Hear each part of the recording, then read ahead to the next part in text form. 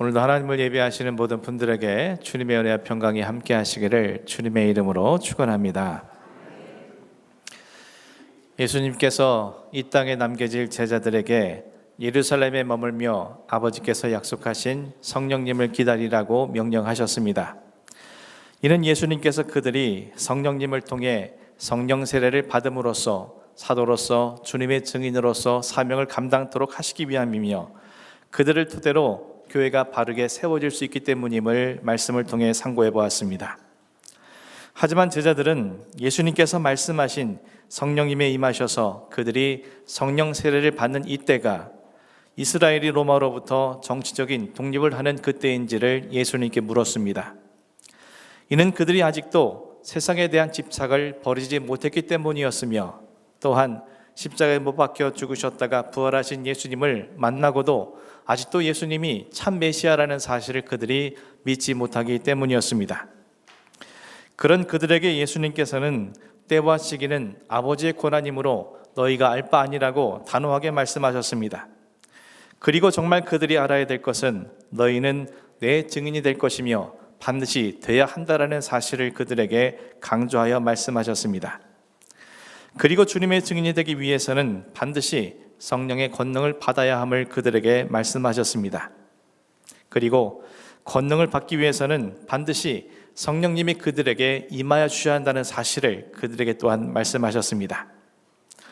우리는 예수님께서 죄인에 불과한 세례 요한의 앞에 당신의 무릎을 꿇으시고 세례를 받으심으로 당신께서 이 땅에 오신 것은 사람들에게 섬김을 받기 위함이 아니라 그들을 섬기기 위해 오신 것임을 선포하셨으며 성령님께서 비둘기와 같은 형체로 예수님 위에 임하여 주시고 하나님께서 이는 내 사랑하는 아들이라 선언해 주심으로 주님의 공생애가 시작되었던 것처럼 또 사도들이 가룟 유다의 배신과 죽음으로 인해 결혼된 사도를 벗어나기 위해 함께 기도할 때에 사도란 봉사의 자리를 향하여 나아가는, 다시 말해 낮은 자리를 향해서 나아가는 것임이 사명임을 그들이 믿고 구할 때에 그들을 비롯한 성도들에게 오순절날 성령님께서 그들에게 임하여 주심으로 그들은 권능을 얻고 주님의 증인으로서의 삶을 시작할 수 있게 되었음을 살펴보았습니다.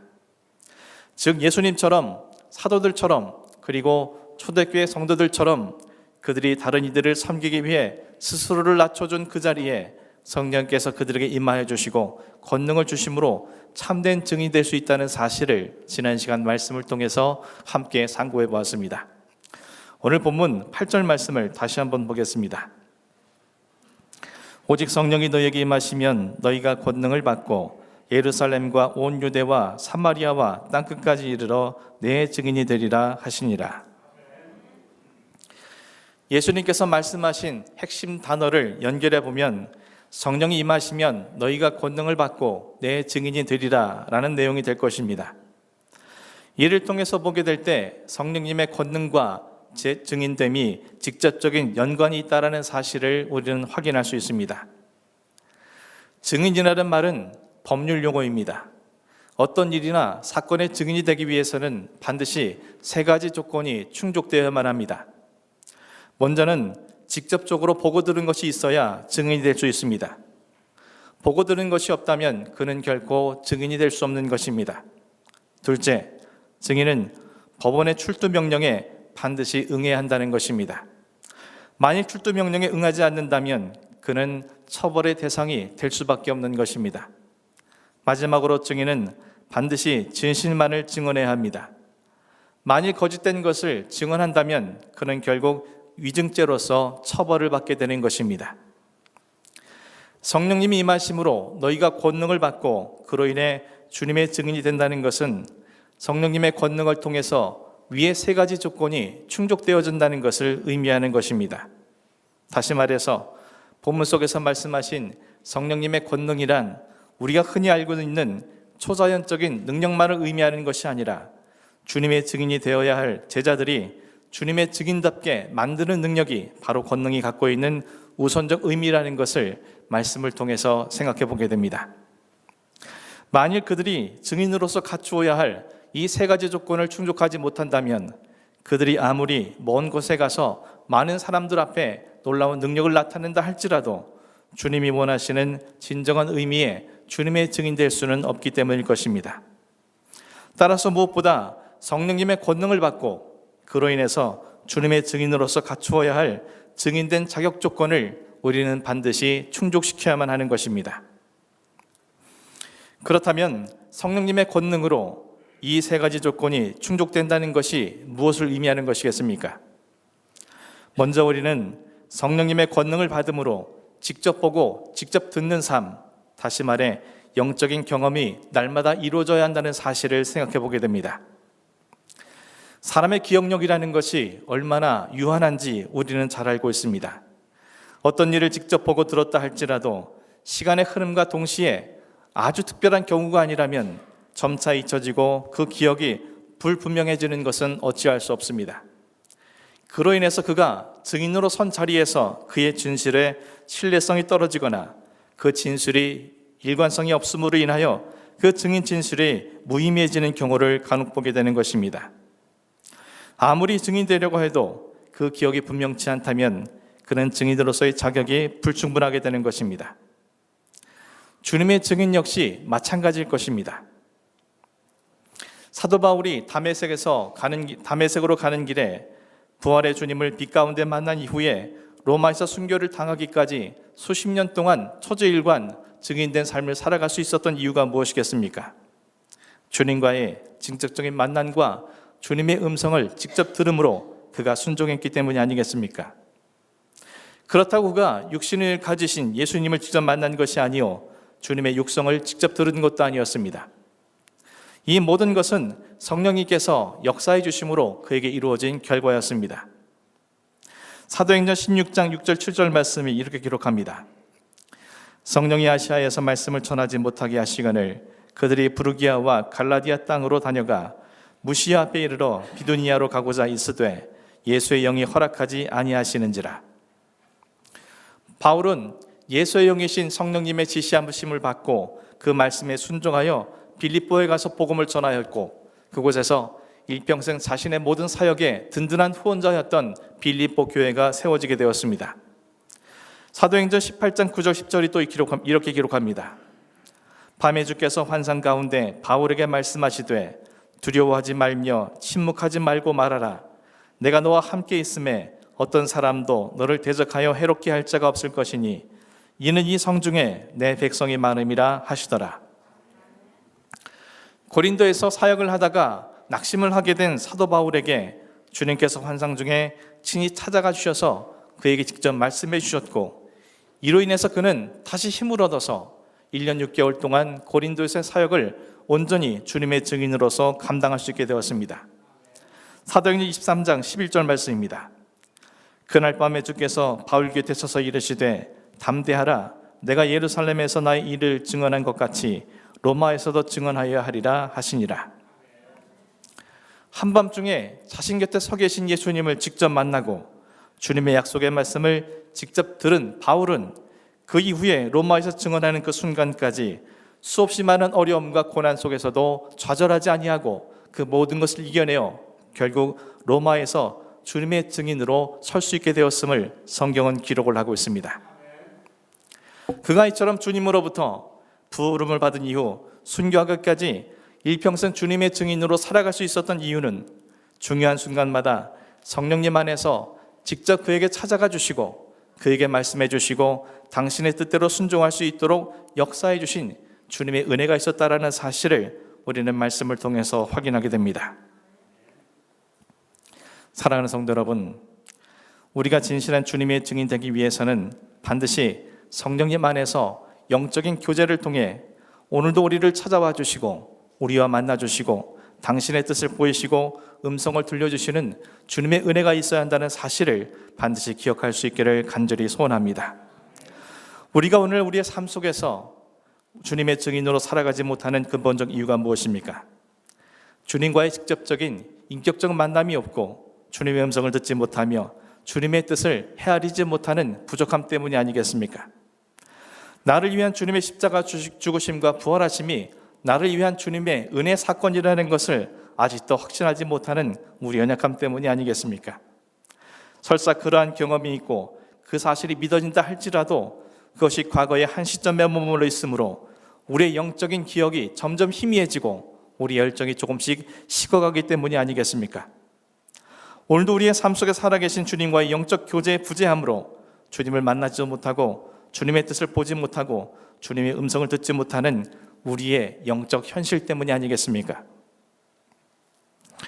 저 여러분에게 오늘 성령님의 능력 안에서 주님의 증인된 자로서 부족함이 없도록 오늘도 살아서 역사하시는 주님이 우리를 찾아봐 주시고 당신의 뜻을 보이시고 당신의 말씀에 순종하게 하신 은혜가, 그래서 저 여러분이 주님의 증인으로서 날마다 살아갈 수 있는 그런 은혜가 부어질 수 있기를 주님의 이름으로 간절히 축원합니다. 또한 우리는 성령의 권능을 받음으로 주님의 증인으로 서게 하신 모든 곳에 담대하게 설 수 있는 용기가 필요합니다. 주님의 증인으로 살아가다가 사도 바울만큼 법정에 많이 선 사람은 없을 것입니다. 그는 귀신 들린 여종에게서 귀신을 쫓아내 주었다가 그 이후로 그 주인들에게 고소를 당해 빌립보 법정에 서게 되었고 그곳에서 매를 맞아 감옥에 갇히기도 했습니다. 고린도에서는 갈리오 아가야가 총독이 되었을 때에 유대인들의 시기 질투 속에서 무고하게 고소를 당하여 법정에 서기도 했으며, 예루살렘에서는 유대교 사내들인 공회 앞에 신문을 받기 위해 그는 서야만 했습니다. 또 벨릭스 총독과 베스토 총독 앞에, 아그리빠 왕과 버니게 앞에서와 로마의 가이사 앞에까지 그는 수많은 법정에서 예수님의 증인으로 서야만 했습니다. 사실 바울이 예수님을 만나기 전 그가 사울이었을 때 그는 예루살렘 교회 스데반 집사가 신성 모독죄로 유대인들에게 끌려와 사내들인 봉회 법정에서 유죄 판결을 받아 처형을 당하던 때에 그는 스데반의 죄를 증명하는 증인으로서 그 자리에 서 있었습니다. 한마디로 그는 주님과 교회의 반대편의 증인으로 서 있었다는 사실입니다.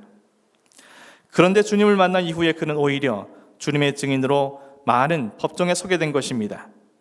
그럴 때마다 그가 두려워하지 않고 담대하게 그 자리에서 주님의 증인으로 자신에게 맡겨진 증언을 할 수 있었던 것은 성령님의 권능이 그에게 임했기 때문에 가능했다라는 사실을 우리는 말씀을 통해서 깨달을 수 있게 됩니다. 사랑하는 성도 여러분, 예수님께서 이렇게 말씀하셨습니다.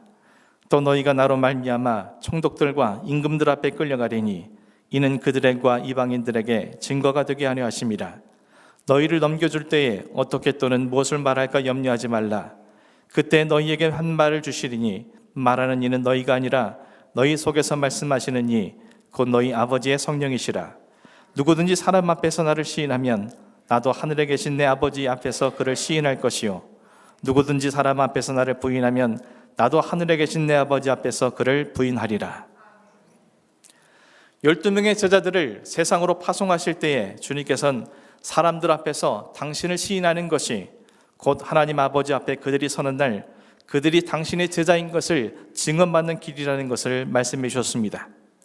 주님께서 친히 그들의 증인이 되어 주시겠다고 약속하신 것입니다. 따라서 그들이 가는 모든 곳이 사실은 주님의 증인으로 서야 할 법정인 셈인 것입니다. 그들이 그곳에서 어떠한 일을 당할지라도 주님을 자신의 주인이심을 증언하고 세상 모두의 유일한 구원주가 주님이시라는 사실을 증언하면 그것이 곧 주님의 증인을 들을 수 있는 길이라고 주님께서는 말씀해 주신 것입니다. 사랑하는 성도 여러분, 예수님께서 우리의 죄와 사망의 그늘에서 구원하시기 위해 먼저 빌라도 법정에 서 계셔 주시지 않았습니까? 우리가 태어나기도 전에, 우리가 주님을 알기도 전에 주님은 스스로 빌라도 법정에 서심으로 우리를 향하신 하나님의 한량없는 사랑을 확증해 주신 것입니다. 이제 우리가 살아가는 모든 삶의 자리는 주님이 당신의 증인으로 서게 하신 법정 증인석인 것입니다. 우리는 우리가 살아가는 그 법정 증인석에서 주님의 증인으로서 어떠한 일을 당해도 주님이 나의 구주시라는 것과 또 그분이 세상의 유일한 구원주라는 사실을 우리의 입술과 우리의 모든 삶을 통하여 반드시 증언할 수 있어야 할 것입니다. 사랑하는 성도 여러분, 오늘도 성령님의 권능을 힘입어서 우리가 증인으로 서 있어야 할 우리의 삶의 법정에서 주님의 증인답게 어떠한 일 앞에서도 당당히 주님을 시인하고 증거하는 저 여러분의 삶이 될 수 있기를 간절히 소원합니다. 그리하여서 하나님 아버지 앞에 서는 날 주님께서 우리를 향하여 이는 당신의 제자요 하나님의 자녀라는 것을 증언받는 귀한 복된 은혜가 임할 수 있기를 주님의 이름으로 간절히 축원합니다. 마지막으로 성령님의 권능을 얻음으로 진실을 용기 있게 말할 수 있는 모습이 우리 안에 있어야 합니다. 증인이란 우리가 익히 알고 있는 것처럼 헬라어로 마르티스라는 단어를 쓰고 있는데, 이 단어에서 파생된 단어가 순교자라는 의미의 영어 단어 마터입니다. 주님의 제자들이 대부분 순교로 자신의 생을 마감했습니다. 그들은 자신들이 직접 보고 들은 것이 너무나도 분명했기 때문에 죽음의 위협 앞에서도 그 진실을 외면하고 도저히 위증할 수가 없었던 것입니다.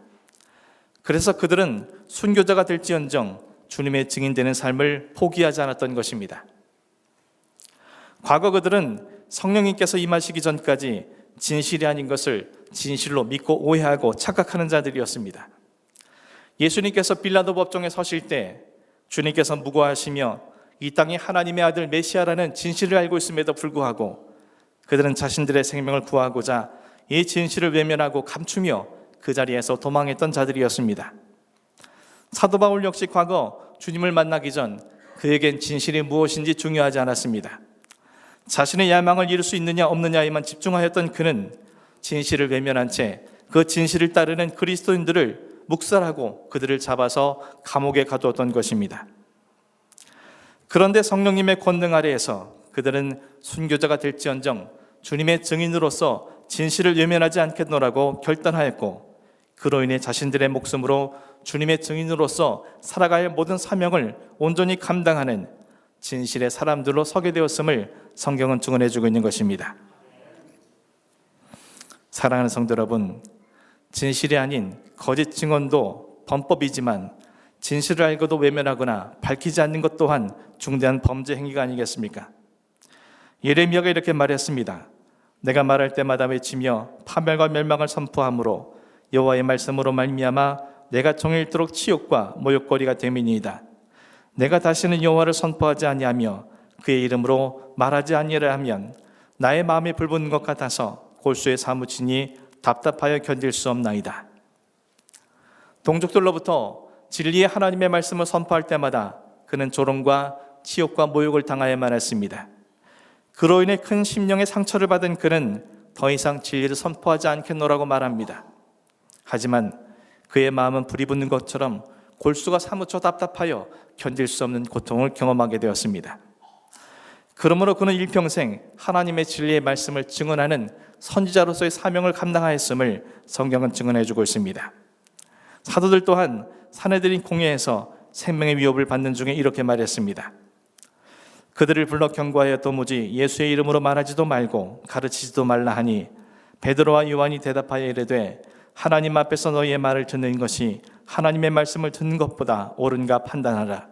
우리는 보고 들은 것을 말하지 아니할 수 없다 하니, 자신들의 생명의 여탈권을 쥐고 있는 그들 앞에서 베드로와 요한은 담대하게 자신들이 보고 들은 그 진실을 말하지 않을 수 없느라고 그들 앞에 대답하였습니다. 사랑하는 성도 여러분, 우리가 주님이 우리의 구주이시며 만유의 주제이시라는 진실을 말하려 할 때 우리의 말을 귀담아 듣고 신뢰하는 사람이 얼마나 되겠습니까? 오히려 우리를 조롱하고 우리를 비웃지 않겠습니까? 또 우리가 진실을 말함으로 인해 우리에게 크고 작은 불이익이 생길 수 있고 그로 인해서 위협 아닌 위협을 당할 때도 있을 것입니다.